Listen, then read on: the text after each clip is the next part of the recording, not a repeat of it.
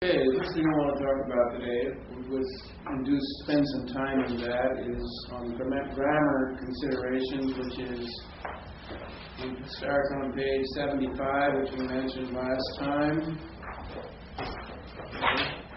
last night before we fell asleep on our feet. Just talking about word order. Word order is important, as we mentioned last night, because it reflects emphasis. Okay, notice on the paragraph, emphasis can be at the beginning of a clause, can be at the end of a clause, it can even be in the middle. And we'll see all of that examples, and we can see all of that in Philippians in various places. Verb, usually the most important part of the sentence, and more often than not comes first. We'll talk more about that when we deal with the so-called normal word order. Okay, because when we're talking about emphasis, what you're talking about is variations from the norm. Okay, that's what we're talking about. And more than one opinion exists. I list them two here. One says Greek word order follows the same as English, subject, verb, object. An example of that would be Ray Summers. That's what he states in his beginning Greek grammar. Okay. He's not the only one. Okay. The other viewpoint is that the New Testament follows not the pattern kind of as in English, but it follows more a Hebrew word order, which would be verb, object, subject. Okay. And the reason for that is in Hebrew, of course, the whole narrative or discussion is tied to, in the time frame and even the mood is tied to the verb. And the conjunction, if it's connected with a verb, that's going to have an effect on the sentence more than if the conjunction, or different than if it's connected to the noun, let's say. I mean, you haven't had Hebrew, some of you, so you might not know what I'm talking about, but the bottom line there is that Hebrew typically thinks in terms of a verb coming first. Okay. Not as English or as Greek sentences with the subject coming first. Okay. So a decision has to be made kind of how you reflect normal word order. Okay. I'm more of the opinion personally that, and I'm not alone, so I don't think I'm out there on limbs someplace, is that since the writers of the Greek New Testament, almost all of them were Hebrews of sorts, and they were very much influenced by the Septuagint, which is a translation from Hebrew, that Hebrew mindset in some ways carries over into the New Testament. Okay? And so when you look at word order and try to establish what the norm would be, it would be a little different if you're thinking in terms of the kind of a Hebrew word order pattern as opposed to let's say, a typical Greek or English word order pattern. Greek and English follow the same basic pattern.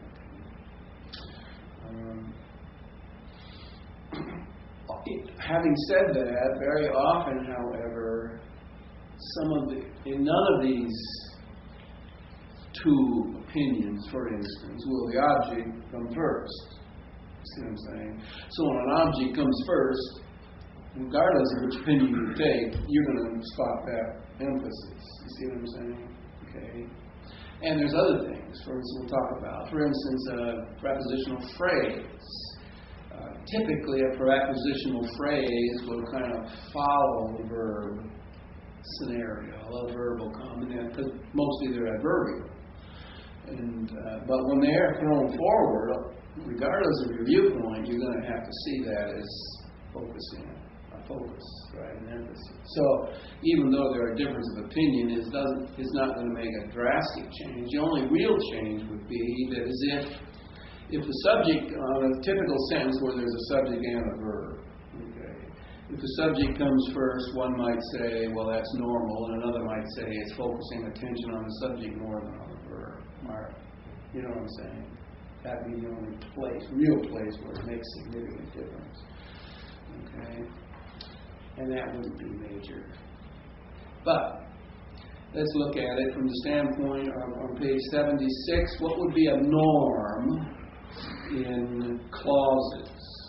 Well, conjunction, verb, personal pronoun, direct or indirect, subject. And the reason why that is that way, because in Hebrew, very often the object is an attachment to the verb. And so you have to have a separation from the subject, you see. So if that occurs, that would be kind of a Hebrew mindset pattern. So we don't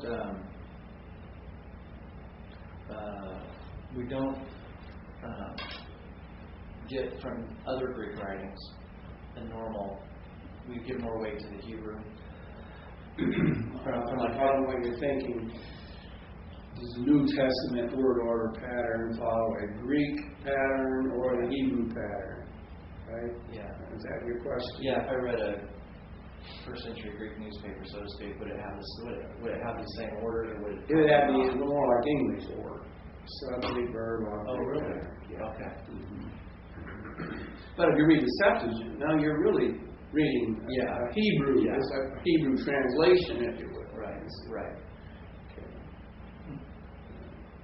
And English has to have a particular word to communicate in most instances. Do you see that switch then with a guy like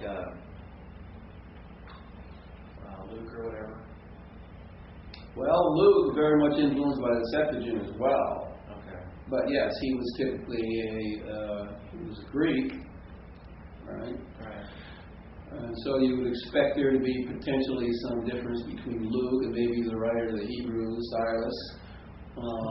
First Peter, who also was, that was a amanuensis for there, Yeah. So you might see some of those. Okay. I learned something today. Okay, so the conjunction, verb, personal object, indirect object exists. Their subject, object other than a pronoun, participial phrases, and we could say them following up with prepositional phrases and other adverbial things that might be attached to the overall sentence, clause. In phrases, one might expect articles to precede nouns, okay? Not the other way around, obviously. There's places where they are, even in chapter 1, we shall see the article isn't in front of the noun, it's after the noun. Well, that takes a different function of the article. It's a different function there, right? But that's what you would expect, articles to precede nouns, adjectives precede nouns, okay? So there will be a little difference if adjective follows noun, okay? Which is a little different than the Hebrew pattern, which typically the adjectives follow nouns. Genitives follow their nouns usually, so if you have one that's modifying a noun, the following noun, see, that's not the norm, you see, at this point. Demonstratives usually follow their nouns. Okay. Clauses vary somewhat too. Of course, this could be stylistic to some degree. Independent main clauses, okay, you expect that to come first, but, obviously in narrative, a lot of times the temporal clause will come first because it's setting up a time frame for this event. You see what I'm saying? And so you have sometimes independent main clauses, conditional clauses, temporal and relative clauses, which any of those could come first. Okay. If you had a conditional clause, for instance, but the process, the if part, came second, then that's throwing then the apodosis, the then clause forward, all of a sudden you've got a change here, don't you, emphasis. Okay. And you notice the exceptions here to this concept. Set phrases, well, they lose word order emphasis if it's a set phrase. And there are some of these you can find in large grammar, like Robertson, for instance. You can look up in the index and find what some of these set phrases are. Okay. And then second, prepositional phrases can occur anywhere, but they're usually somewhere close to it. We'll see this right at the very beginning of Philippians. They usually gravitate towards the words they're modifying. And a lot of times they just kind of tack on the end. So that's kind of basic principles. But in reality, what we need to do is we need to read the text and point out how to define emphases. That's kind of a skill emphasis here. Now, if you would say, gee, if this sentence follows the word order, exact word order, is there no emphasis? Well, no, that's not. If it starts with a conjunction and a verb, that means there's no emphasis there? No, the emphasis is upon the conjunction and on the verb. That's it. That's the primary position. Secondary position is at the end, right? And then we'll see some of all of that in Philippians. And again, the importance of this isn't the be-all and end-all of exegesis. Obviously, it's only one element, okay? And it's a subordinate element of sorts. It's going to confirm or non-confirm the direction that you see the author is speaking or dealing with. We talked about that last night. But the bottom line is we need to simply read the text and point this out. And so I'll have you open your Bible to Philippians, and we'll just kind of walk our way through it and point out where there seems to be focus. That's the term I like to use sometimes more than emphasis, is focus.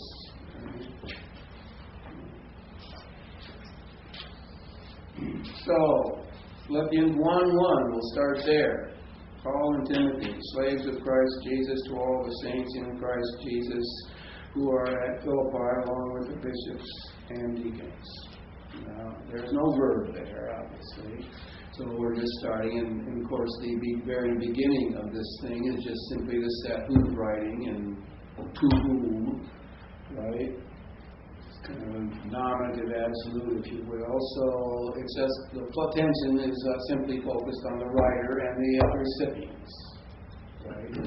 So there's nothing major at all there. And the prepositional phrases, who are at Philippi, along with the bishops and deacons, that's what you would expect in a normal clause such as this, even if it's a clause without a verb. The second verse is the same way. It doesn't have a verb there. It's understood. It's understood as a verb, as the optative of a me. May grace and peace be yours. Okay? Right? From God our Father and from the Lord Jesus Christ. A pretty standard phrase. The focus then being on grace. Okay. If there's anything here that you might say that is being focused a little more closely than anything else, it would be on the human there. Why do I say that? Well, because grace and peace are both the subject of this clause, right? And why not say grace and peace to you from God? You see what I'm saying? I mean, that would be where you would normally have it, okay? But you pulled it ahead, you pulled it forward to focus attention on it, right? Right between grace and peace, which brings a little bit of focus to it, if you will, okay? Not major, but it's certainly there. Now, when we come to verse 3, I give thanks to my God. That's what you would expect. So the emphasis is upon thanksgiving here, occasioned by all or every remembrance or recall, if you will, of you. Okay. Then, so that is a prepositional phrase, obviously associating itself with giving thanks, the occasion for that, every remembrance. Everything's where you'd expect it to be. Always, that adverb is where you would expect it to be. Okay. In every prayer of mine, on behalf of all of you, all those phrases tacked onto the end is where you would expect it to be. Okay. The question now becomes, though, with joy, which is also where you'd expect it to be, if it's associated with I give thanks with joy.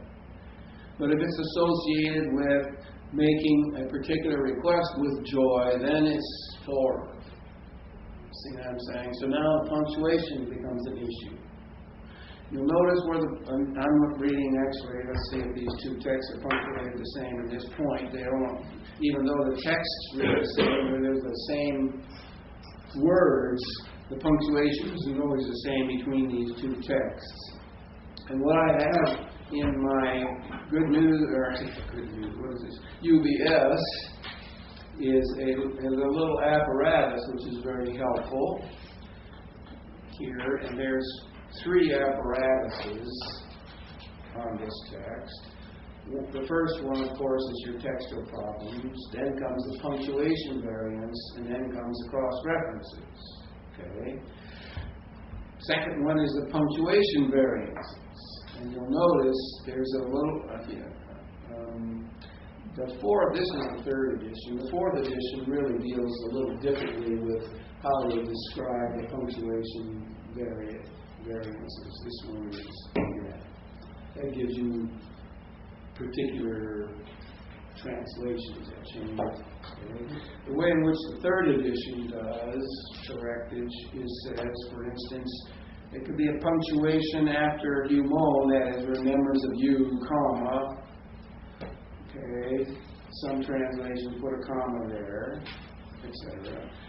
But then there's another after the second humon, or the first one in verse 4. Okay. Then some put a comma there and some put a dash there, actually, or none. Okay. Or a dash at that point. Okay. No, none, taking it away. Okay. And then putting a dash after giving thanks. So these are punctuation variants. Okay. And which have the effect then of changing the interpretation. For instance, I've got a punctuation, no punctuation, let's see, I got a punctuation, comma after, in verse 3, at the end of verse 3, I've got a no comma with one, but in another, West got a work, but in another translation, I got a comma there, right? And then after, in verse 4, after humon, I have no comma there. West got marked with a comma there. No comma there. And then at the 3rd one, have a comma there. 2 different translations. And then there's a 3rd, Luther, who just makes this whole thing, sets it out, because he puts a dash after humon in verse 3, and then a dash after Cleumenos in verse 4. So you simply read, I give thanks to my God, occasioned by remembrance of you, occasioned by your fellowship. Everything else is kind of parenthetical. You see what I'm saying? That's how he interprets stuff. Okay? So the question becomes one of punctuation in part. Okay? Does metakaras go with the participle that follows it, and therefore forward for emphasis, or does it go, in fact, along with those other prepositional phrase and modifying I giving thanks with joy? See what I'm saying? That's an exegetical decision that has to be made here. But it involves word order, doesn't it? It involves punctuation. Okay? And by the way, the punctuation is not part of our inspired text. That's an editor's decision. Okay? And you as exegetes, it's part of your responsibility to determine where the punctuation goes and how, therefore, to interpret the passage. You know that in some instances it makes a lot of difference. Remember what Jesus said to the thief on the cross? Truly I tell to you today, comma, you will be with me in paradise. It's a little different where you put the comma. The other reading is, truly I say to you, comma, today you will be with me in paradise. Right? The comma makes a difference where you put the comma. Okay? This passage right here, it may make a difference whether that comma belongs there in verse 4 or not in the middle of verse 4. Okay? Can some of those, like you were saying, can those, do they ever very often be double, almost I don't know if double entendre is the right word, but double functioning with both. Yeah. But if they are, then you would not do what this editor here has done and what this editor has done and put commas after you won't. You would not leave it there. You would not have a comma. You would be more reading like what you would find with the Texas Receptus, American, the Standard A 1901 Authorized Version, RV, ASB, RSB, New English Bible. I have a question. Yeah. Because this is confusing me a little bit. So I have version 4. Yeah. I don't have any of these notes in mine. No, let me see it. I didn't bring my version 4 with me. I didn't like the way they actually did the thing where you can order them all. No, you don't have that there. You don't have a comment. What you got? That's what we're talking about. What do you do have a comma? Yeah, no. What you do have here is P. Now let's see. I have to read my comments to see. I don't like the way we do this. But That's not for the verse 2? yeah. But we're verse 3. See, It doesn't even mention that particular problem there. So what do we have to do now? Get a version period? And I mean, where do we draw the lines? You'll notice Maybe on this version here where it shows you that these versions have distinct translations that distinctly have different translations. Westcott Moore, for instance, but this is a technical exception. This here's the RSV, the ASV. They read something without there was nothing there. See, down here, The little letters correspond to the text of this. little A here, little A here. You don't have that. So the editors here decided they weren't going to make an issue of the punctuation. Okay. Now, in this other version, if you will, okay, they deal with it a little differently. They didn't give you a separate apparatus. They put the apparatus, they put it embedded in the original, in the main primary apparatus. Okay, so verse 3. They did not deal in this case with the textual problem there, or with the punctuation here either. Okay, on this one here. Okay, so but it does make a difference. Okay, so the question is, where does meta-karas go with? With the preceding or with the following? And that's when you do your diagram. That's where it's going to have to. You're going to have to make that decision. That's why I say the diagram goes along with. I mean, you could do the syntax of meta-karas. Easy. This is a genitive association here. I mean, right. But is it associating itself with the participle, modifying that and adverbial, or the primary verb? So you have to decide that when you do your diagram. You wouldn't have to decide that when you're doing your textual analysis. Okay. Now, though, let's move forward. Let's see. Where am I at? Verse 4. Oh, yes. Move forward. Now we've got the tame deasin. That's clearly a direct object. Okay. And it's clearly a direct object that's not related, obviously, to give thanks. It's related to that following participle. Direct objects typically don't come before the verbal that they're related to, right? And so what we have here then is pulled forward. It's pulled forward. Okay? And it's the same word that's above in every request of mine. Now we're making this particular request with an article, making this particular request. Okay? Now, the way in which, so there's emphasis upon that point. Okay? A particular request. It's clearly not an article of previous reference making every request for you. I mean, that's clearly doesn't make any sense. So it's got to be a particular request. Now the question that you have to ask as you deal with the punctuation then problem is this particular request, if I define it, one that can be made with joy? Or is it something that involves a little bit of a difficulty on the part of the apostle, a prayer? Okay? And that may have to be delayed later on until you can define what that prayer is. If he's got it here. And I think he does in verses 9 and following. Okay? You have to ask the question, could that be made with joy? Okay. In which case, then that metaparos could go with the participle, and you could eliminate the comma, and you say it could actually go with both. Okay? So that's a decision to make. But clearly there's emphasis upon that particular request, because it's pulled forward as a direct object.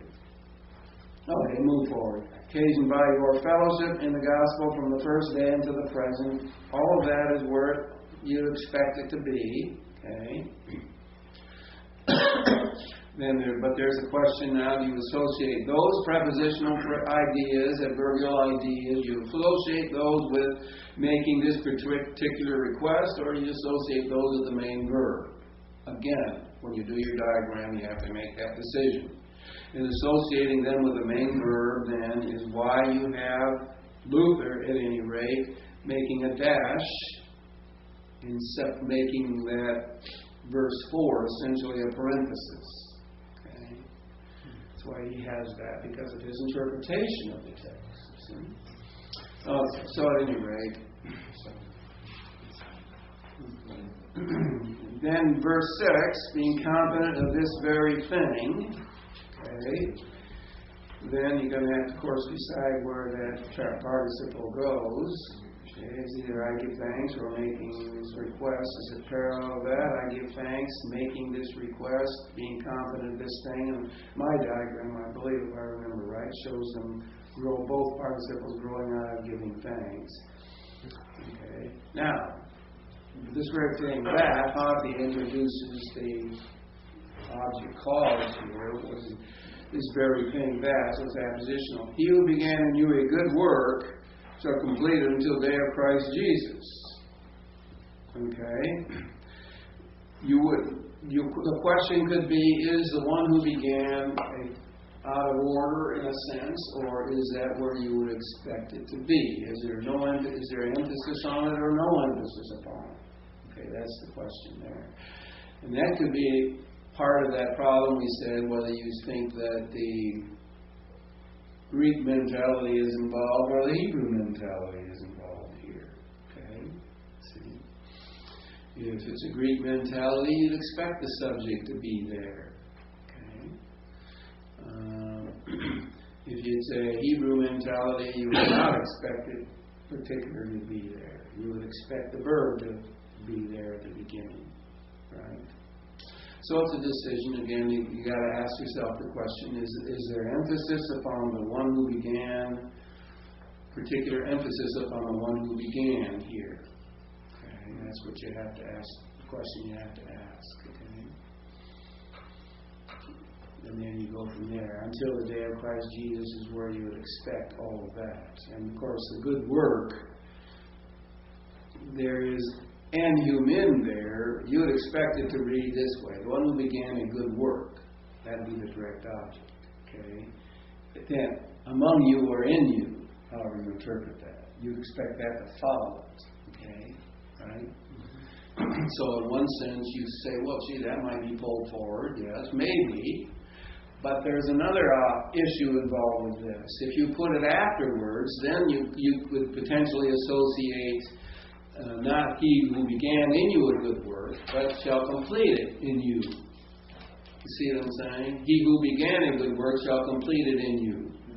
See what I'm saying? So the author, instead of necessarily emphasizing it, maybe, is pulling it forward so that it doesn't get associated with the verb, the main verb. You see what I'm saying? So now we would not say this is for emphasis' sake. We would say this is to isolate it to the participle and not to the main verb. You see what I'm saying?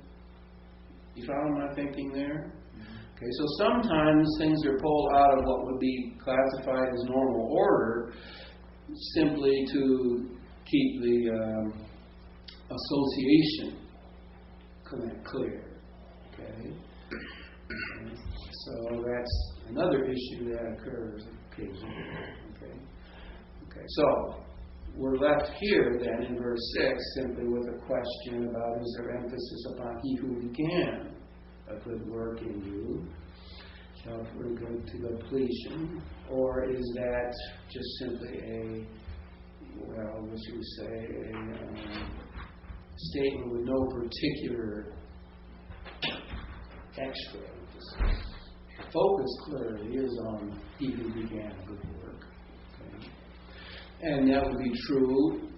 That would be true if you took it as a Greek pattern of order. What comes first has focus, and that's the subject, right? If you took the Hebrew order concept, well, if the subject is put first, then that brings more focus to that. So basically, you're at the same place. Okay. All right. Okay. Now, moving on, just continuing on our analysis here, just as, or since it is a just thing for me to be thinking this on behalf of all of you, just stop there for a second, okay? When you put the diagram out, you're going to realize that if you're doing it correctly, that the infinitive phrase is a subject, okay? And the dikaion there is the predicate, okay? To think, in other words, in English, to be thinking this on your behalf is just, is right. Right? Okay. So, dikaion as that section, that predicate being pulled forward is a focal point. Okay. It's a just thing for me, it says, to be thinking this on behalf of all of you. Actually, this is pulled forward too, from the infinitive. Because you would expect the object of the infinitive to be after the infinitive, right? Okay, so then the question is, exegetically, well, what is this that he's focusing attention on, right? Okay. That's the question that arises. Because I had you in my heart, or you had me in your heart, depending on how you interpret that next prepositional phrase, that is infinitive phrase, excuse me.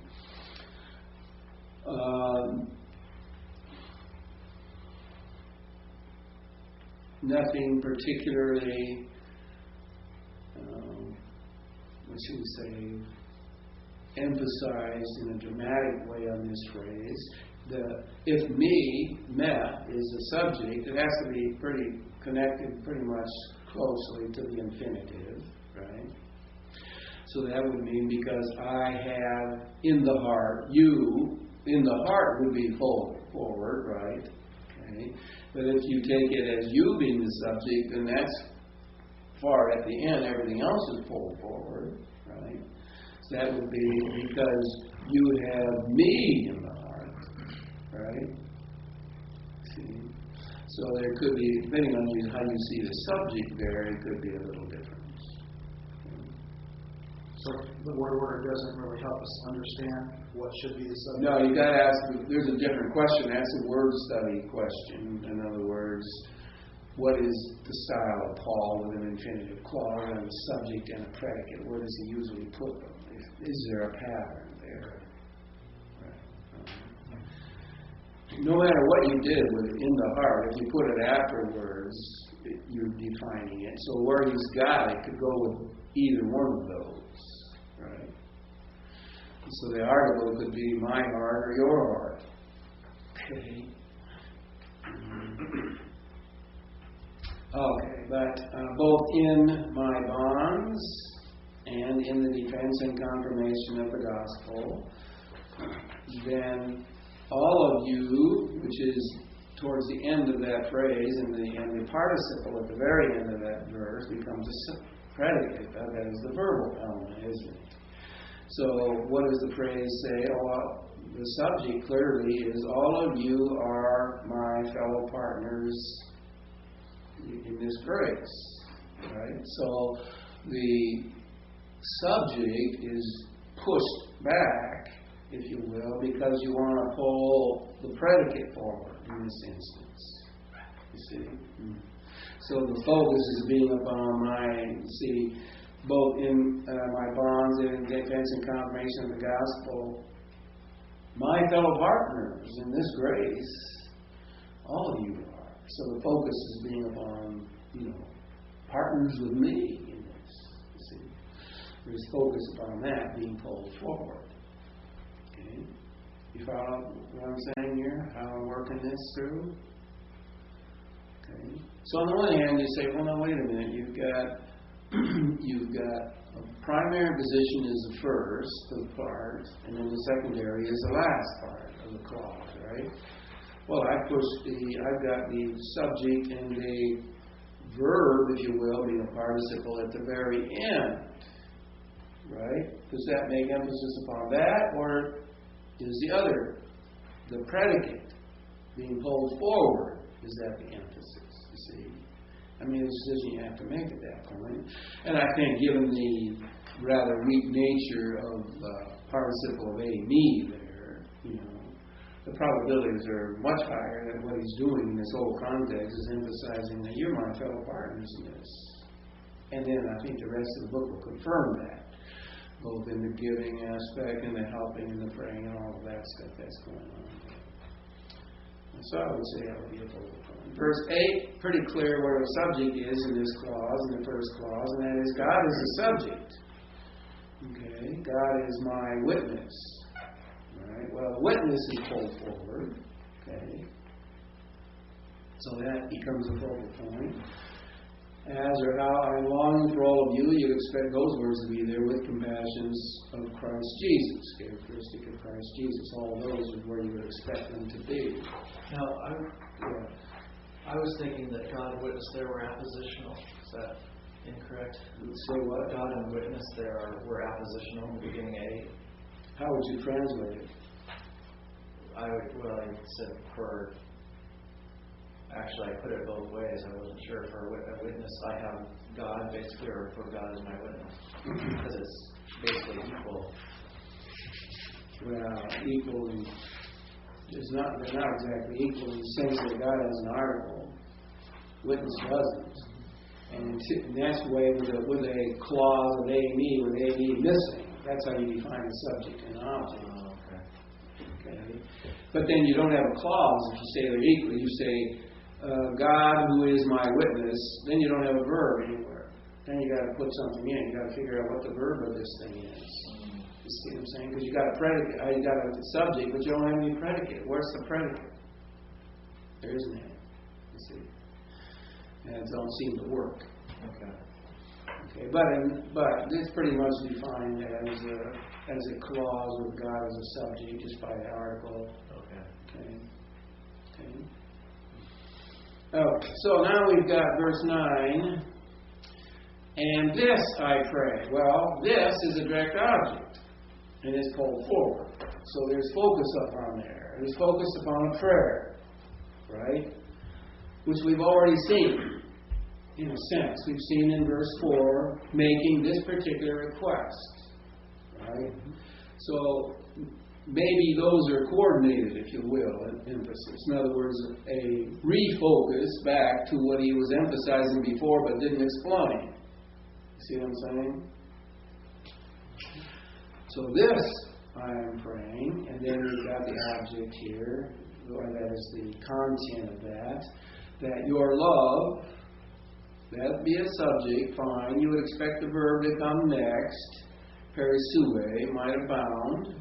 So focus on love. But then we've got yet more and more, which is adverbial. And adverbial modifies the abounding, and yet it's pulled forward, not afterwards. You see? So there's focus upon that, more and more, still more and more. Your love, still more and more might continue to abound.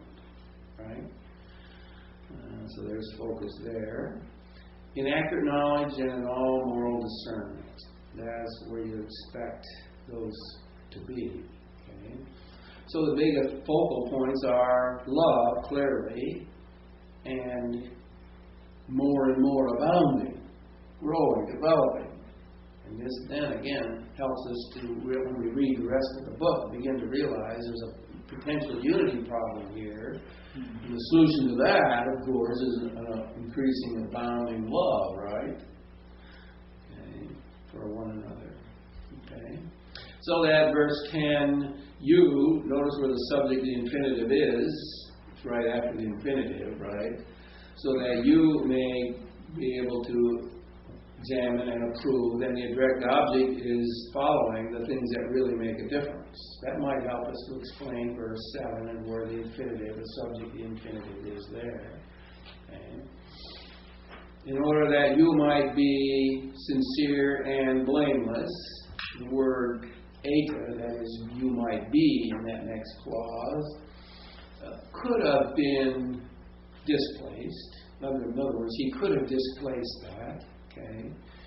Except that would have been a problem. Where would he have displaced that to pull emphasis upon sincere and blameless, which of course where he wants to focus.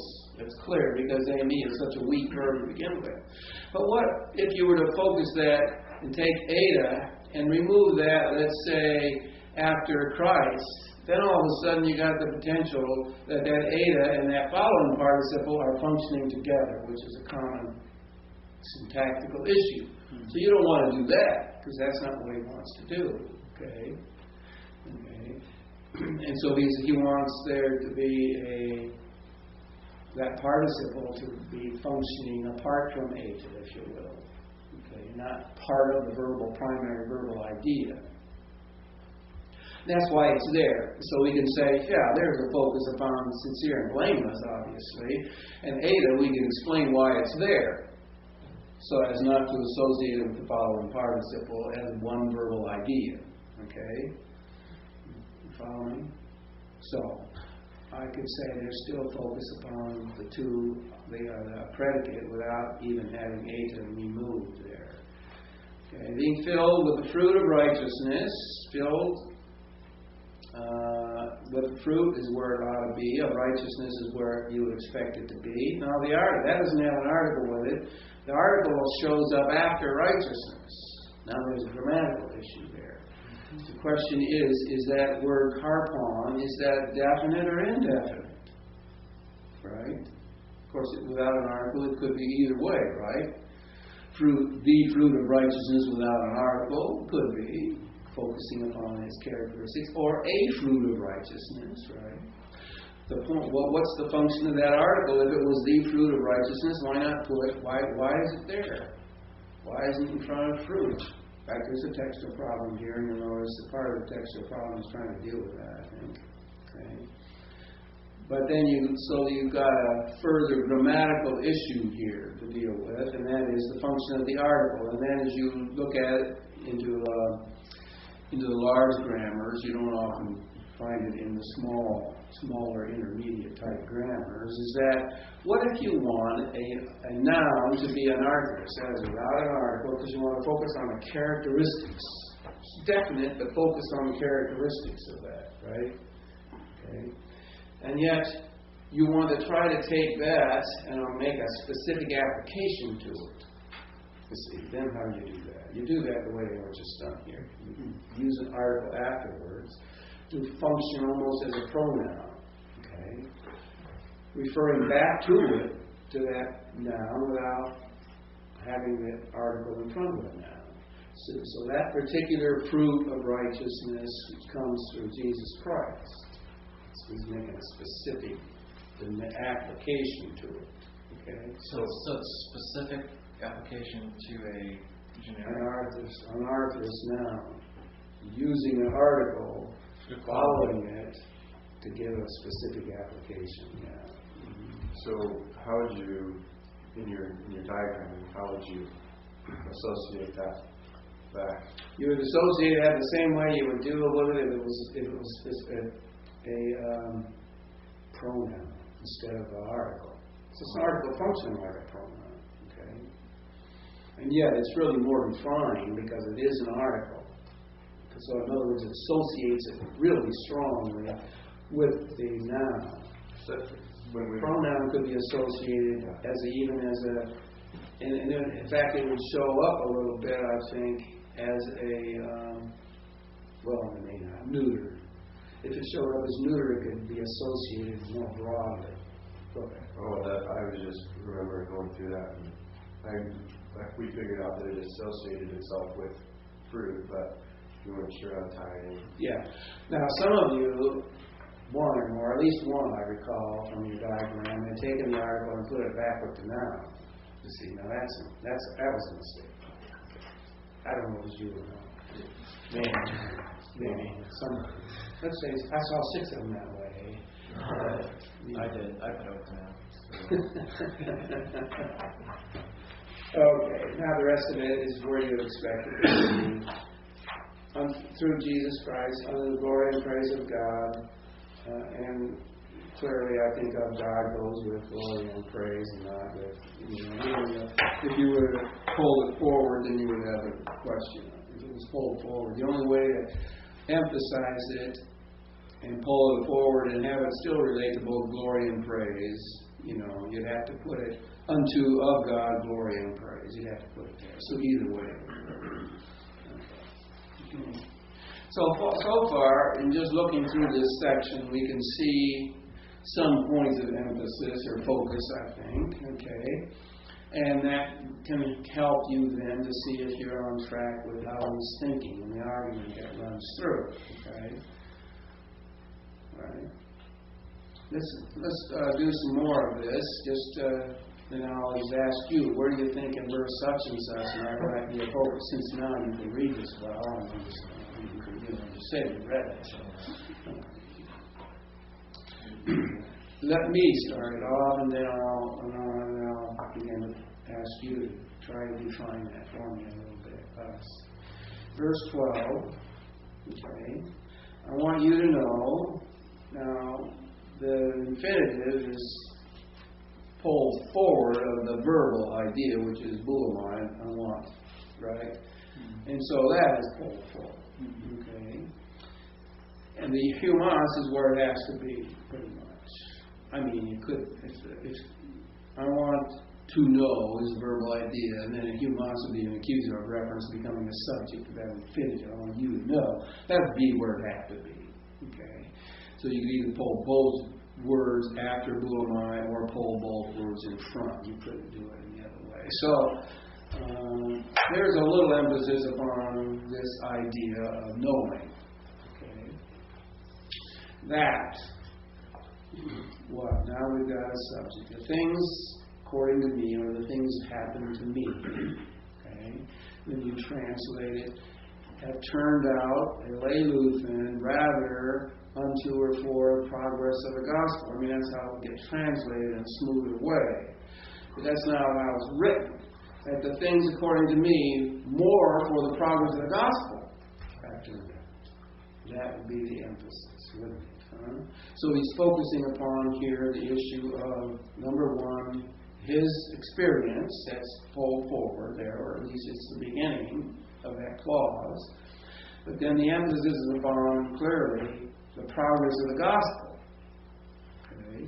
And not only because eis prakapain is pulled forward, but also malon is associated with it. More to the progress of the gospel. Right?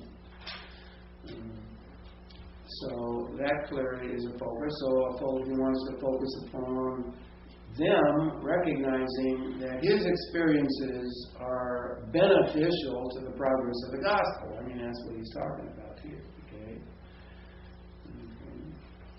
And then we would expect then that somehow this context is going to emphasize or demonstrate how the gospel is being progressed more by what's happening to him than if it wasn't happening to him. We expect that to be the case, since that is a focal point.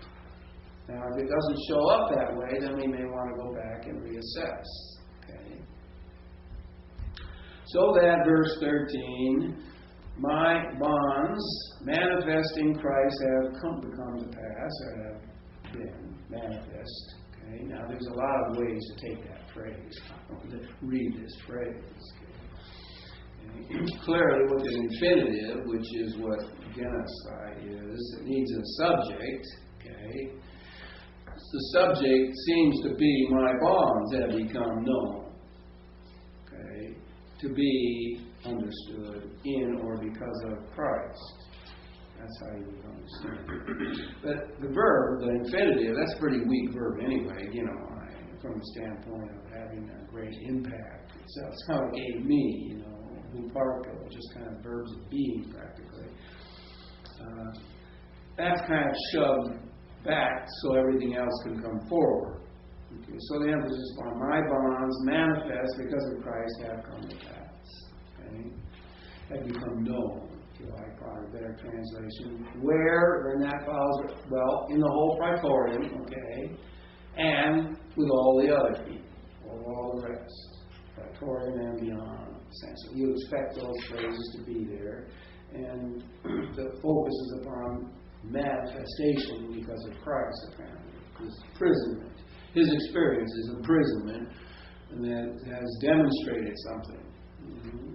So, by this, when he says the rest, can we assume that Paul is fairly well known out in the community, not just in religious circles?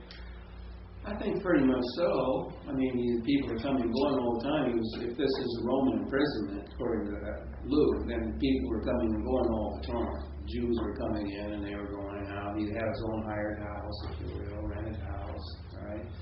And so not only was he being guarded by this specialized group of guards, but also people were coming and going. He was becoming. But he wasn't as well known as, say, maybe one of the political figures or something. No, but he was there for 2 years, so I suspect in that little community he probably did something over there. Okay, then verse 14, and the majority of the brothers in the Lord, we'll deal with that in the Lord in a minute, but the majority of the brothers in the Lord, what is functioning in that playing? What function is that play? Well, if your diagram is out, what is that? How is that accusative function? Is it relating to the following infinitives as a subject? Seems like it, doesn't it, in your translation? The majority of the brothers dared to speak without fear of the word. I mean, that seems to be the cause, right? Okay. Now, notice where the verbs are in relationship. Everything else is just thrown forward. Okay, so clearly it's the idea, the majority of the brothers, either because of the Lord, having confidence in the Lord, or, however you take that, the brothers in the Lord, believing brothers, if you like. Okay, I don't think that's the way it works. But having confidence, and then how do you do it? In my bonds. Okay. What does that mean? By my bonds, maybe. Having grown confident by means of my bonds and the positive things that are happening there, have grown bold then more excessively to be speaking the word without fear. That could be how it works.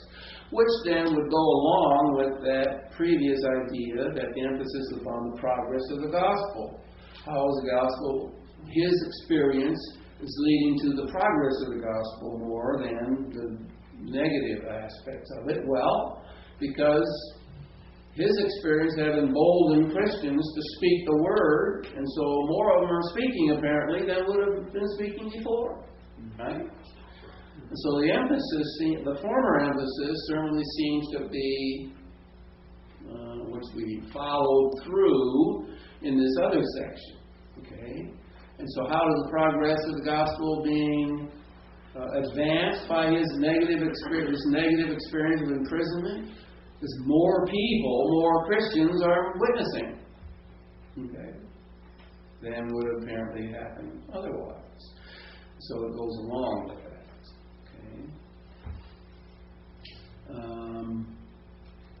So we would then suggest that the subjects of that verse 14, the majority of the brothers, are being a focal point because that's the focal point of the progress is because of them, because of what they're doing. So that's how you would deal with that. There's a emphasis, more minor emphasis towards the end. They dared, that is, they had courage, more excessively, they had courage to speak the word. Well, fearlessly would be to speak the word fearlessly would be to going on with speaking. I mean, it would be modifying that in an adverbial way, to speak without fear, right? And therefore, it would go at the other end of law land instead of where it's at, unless focus was being given to it, which seems to be the case. And of course, the word is direct object of speaking, and that's pulled forward, right? So there's a focus upon dare to speak without fear the word, right? That's the emphasis there. And that seems to be the point of the progress of the gospel, that it's being explained further, this whole business, because certain people, verse 15, on the one hand, some people, even because of envy and strife, there's no verb there yet, right? And other people, because of goodwill, Christ, they are proclaiming. Oh, so the subjects are pulled forward, and there's two groups, right? And Christ, as the object of the proclamation, is pulled forward. Okay? So those are the points of focus. Okay? It's not just the proclamation, which of course is the verbal idea here, but the people involved and the object of the proclamation is the idea that's being focused upon most heavily here. And that's clearly evident by verse 16. On the one hand, you got this mad death thing. On the one hand, there's one group out of love. There's no verb there. We have to understand it to relate to our preaching, right? And when there's no verb, that is, when you have an ellipsis like this, that is, it's understood by the readers and the hearers, right? When you eliminate what's understood and doesn't need to be there, you've drawn attention to what is there. You see what I'm saying? One group out of love. Now, if one group preaches out of love, you might say, gee whiz, the preaching is an important part of that sentence. But if it's eliminated and it's just simply understood, then what is said becomes the focus, right? And so that's emphasis at that point, just by eliminating the verb and the clause. So on the one hand, one group out of love, right? But on the other, knowing that, because they know that, notice, for the defense of the gospel I am set. See what's pulled forward? See the whole prepositional phrase is pulled. I'm set for the defense of the gospel. But the other group, out of selfish ambition, now we've got their proclamation announced there. But Christ is still pulled forward, right? They are proclaiming out of selfish ambition. The Messiah, Christ, they are proclaiming. Okay? Not sincerely. That is a elliptical phrase, the whole subject and verb being eliminated there, just to emphasize the lack of sincerity. Okay? Thinking affliction to be raising up in my bonds. Affliction is pulled forward. Okay? Right?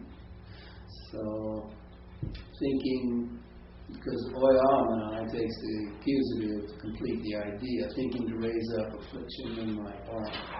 Right? What's I'm going to wait.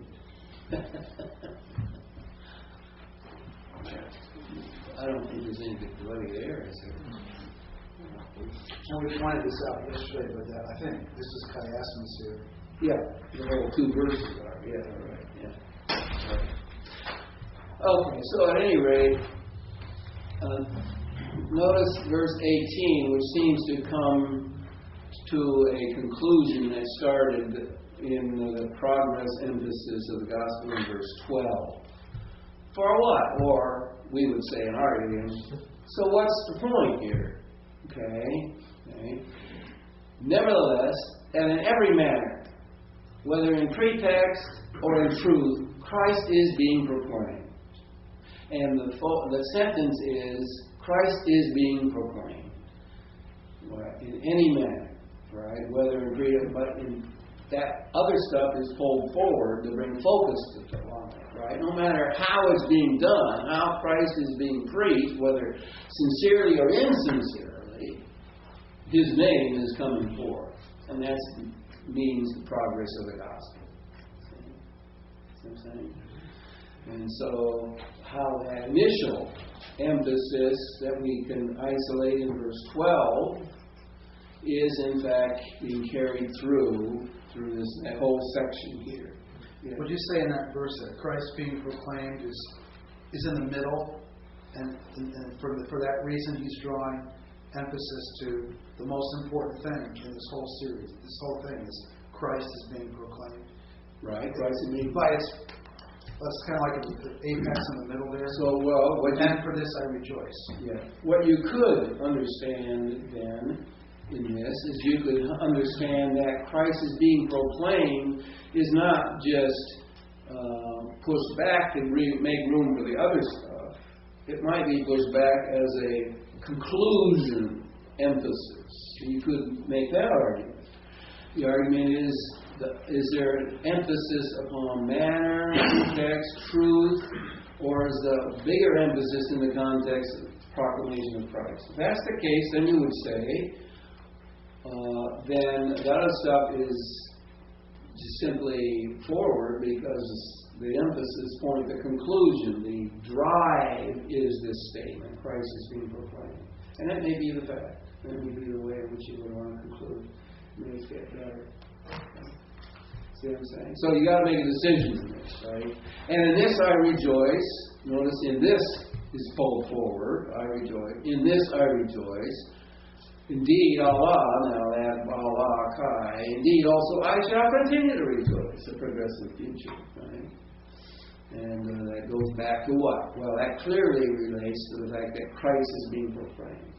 In this I rejoice, and I'll continue to rejoice.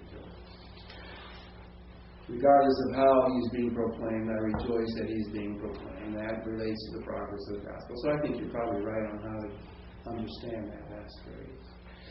Okay, verse 18. Oh, middle of verse 18.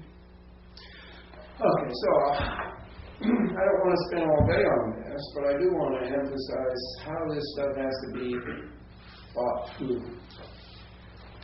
And how a decision on one point of recognizing emphasis or focus then should be a guiding principle as we move through to see if in fact it's tracking. You see? Because if it's not tracking, then we missed something somewhere. Maybe we misapplied a focal point. See? You have something, or you. So really, anytime things deviate from that order, generally we ought to be thinking about that. Yeah. But things that can already come up, we say, now there's a deviation from the order, but why? Sometimes it's not because of particular emphasis. Sometimes it's grammatical. Right, okay. And sometimes it's so as not to confuse things. Right? Yeah. Okay, so we just got to be careful that we look clearly, carefully, and analyze the whole thing well. Okay? And keep in mind that in many instances, if not most of these kind of instances, the translations have to work on the basis of English pattern, and therefore you can't see the emphasis unless you use the emphasized New Testament, which I think underlines things, which is really hard to read. Most people who use that don't understand what's going on anyway, I don't think. And the hearers would pick this stuff up right away. Oh yeah. See, the hearers are in tune to the case, aren't they? They're in tune to the case form. I mean, that's their language. They're in tune to the case. So when they hear an accusative at the very beginning, they say, "Oh yeah, wow, this is the stuff, the indirect object of something," and that becomes a focal point, doesn't it? They could hear that, pick that up, See, so it's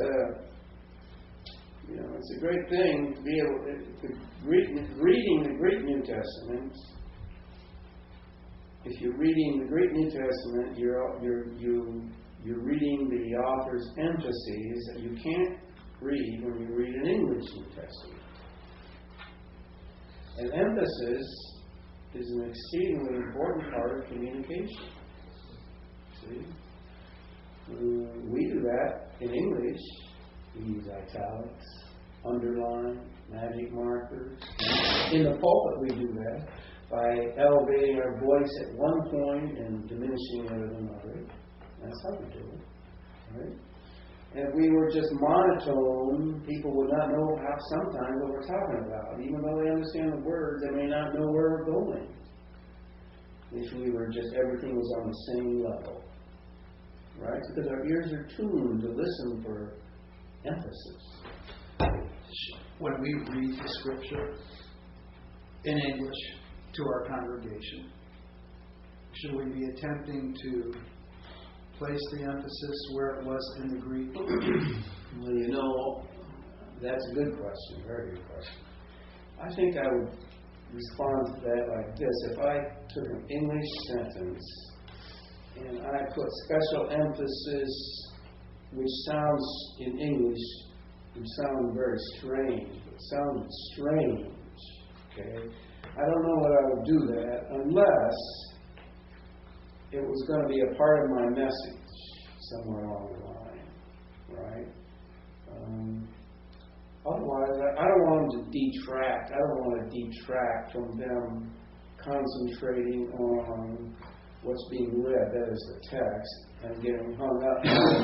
Gee, that was a strange emphasis there. I would rather them hear about that in a sermon, if it was the case, personally. Or I might say, I might read a passage. I don't remember how it's written like it. Even if we read Mrs. John, let's see, where is the full point? John 3:16. I don't remember here.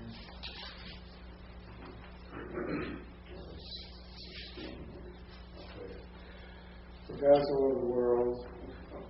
Okay, so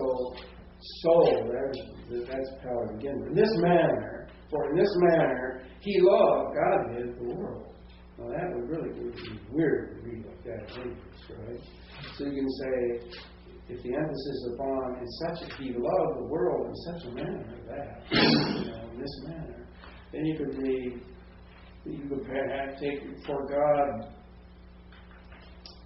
and maybe almost paraphrase it, love the world in such a way that would be a paraphrase, wouldn't it? How could you read the text without it? God loved, first God so loved the world. But even when you do that, I think you imply a meaning for so. Yeah. That is not what John had in mind there, or the way it was written. If we say God so loved the world, it's like this big love thing, and then it divorces it from the context of what just came before that in this manner. So that by doing that, we actually maybe mislead people. Yeah. So we might be better off in the reading of the text just to read the text, whatever word you chose to use, and then when you preach, make those focal things.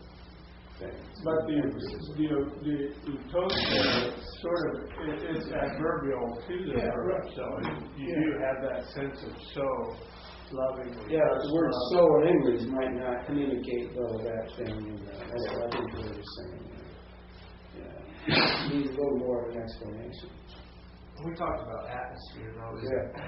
There is a way to communicate God's word with passion. I think that the passion of the author, maybe not so much draw emphasis to certain words or ideas. I mean, I think sometimes we do our reading. We don't do it at all. We just do it with some dry presentation, and it has no emotion tied to it. So. Well, very much our emotion in our spoken English is tied to emphases that we give as we speak, and the lowering and raising of our voice level, right? I mean, isn't that how that we communicate to them? I mean, it's not just pounding and being monotone,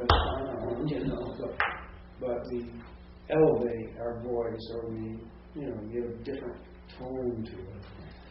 So I think what we're looking at in some ways in this business of word order here is atmosphere, emotion, right? Not expressed in one way. There's another way to express it, and that is when it gets nasty in chapter 3. Can we look at one other verse quickly? 2:12. 2:12. I tried to actually do this for our growth group, and I probably messed it up. But anyway, I was looking at this in the Greek for the emphasis of the word order. And the word order is a little odd at the end. But the whole thing to me is a little bit, it still leaves me a little bit confused. The first part's fine, but it seems to me that 12 starts out descriptive of the folks. But then at the end, he ends with an imperative. When I first read the verse, at the end, I want to say that the fact that they're working out their salvation is just descriptive. It's like when I'm reading the verse in the context, I'm wanting to see another, imperfect or errors, but it's an imperative. So I guess a couple of questions are, one, the word order question is, why did you really want to emphasize with fear and trembling by pulling that forward? Mm-hmm. And then the other question is why stick an imperative at the end of that? Unless maybe, I guess that's... Well, it seems to be, the imperative seems out of place to me. Okay. For the very first part, wherefore my beloved, that's pretty standard. Right. Okay. Just as you have obeyed always. Now, the positive is kind of a little pulled a little forward. And you have always obeyed. That would be kind of where we have always obeyed. And then you've got the made hosts and then Allah. So you got a contrasting clause going up here. So the contrasting clause without a verb in that instance, the implied verb is already there.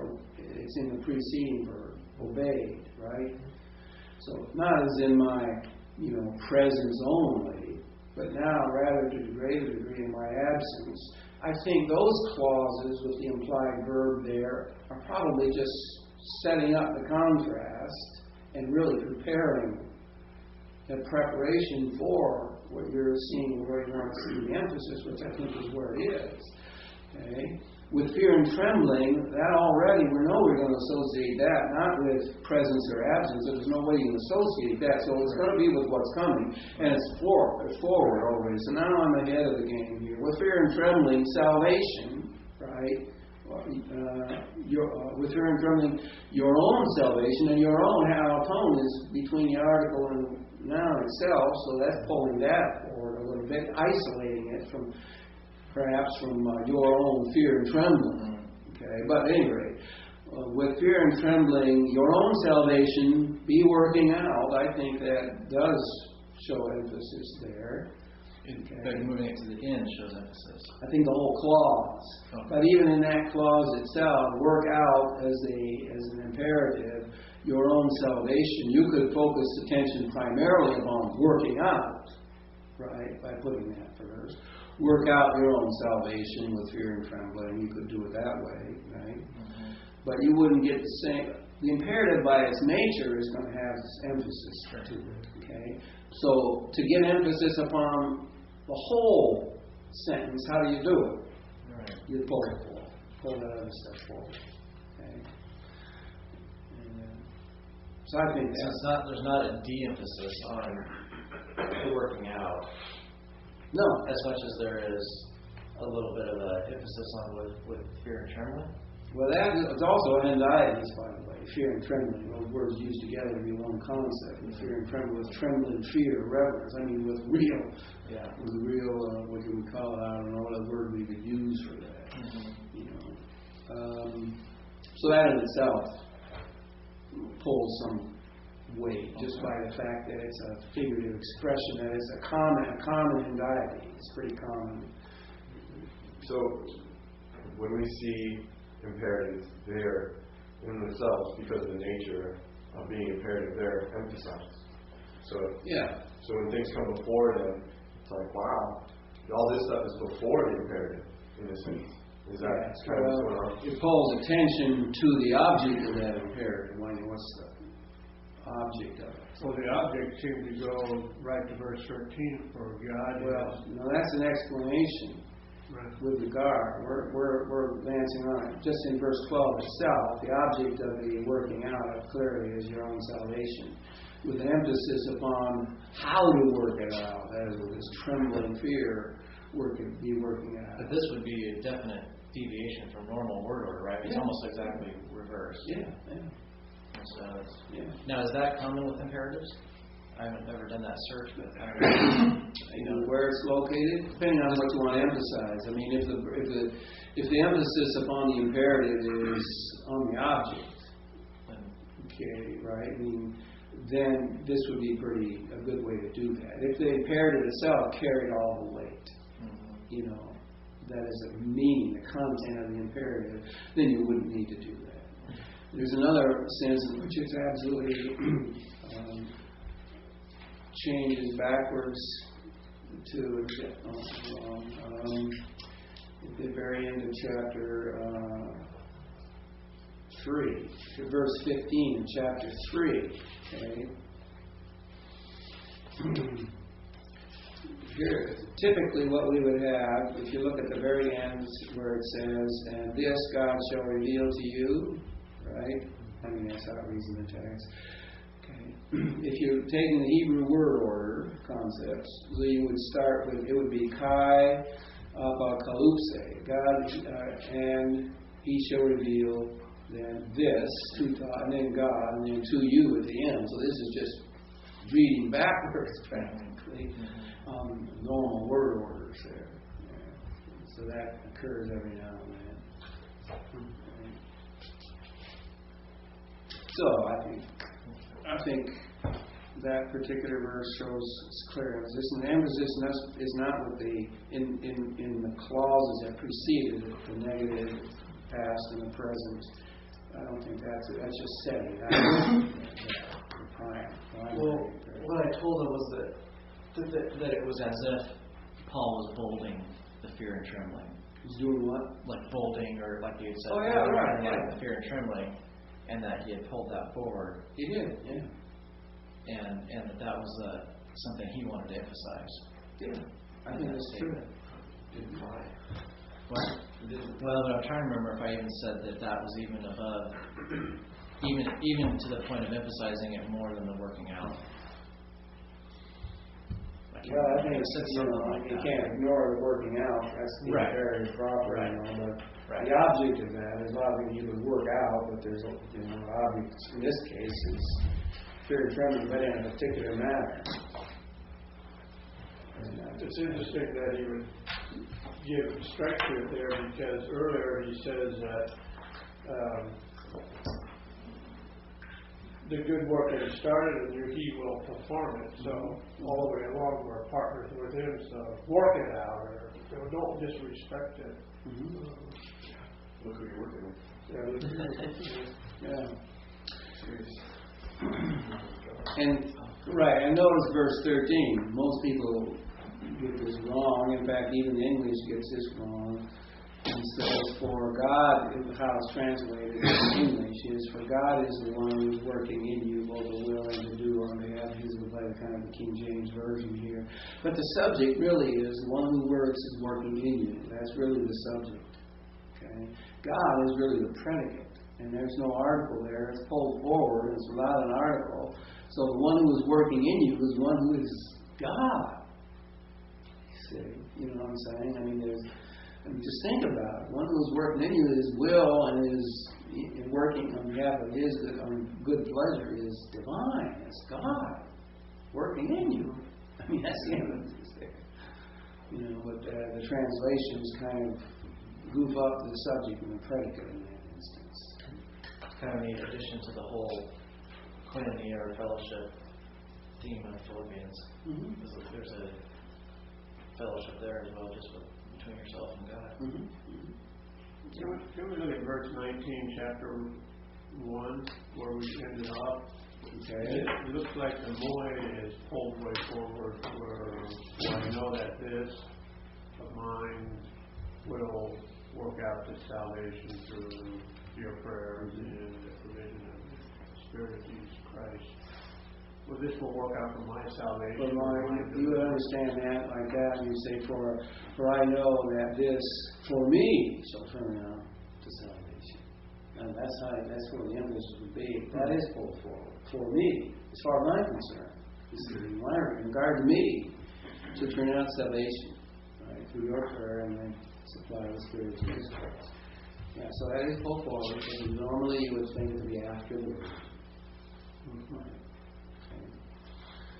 After the verb, even the object in this instance, which is salvation. Which is one of your words that you think of. Salvation. All day on it. Actually, I'm trying to finish our notes today, except for the John stuff. We need to work on some more stuff here. But maybe we need to take a break. Well, maybe I do, to go to the bathroom, and maybe you do, just for whatever reason.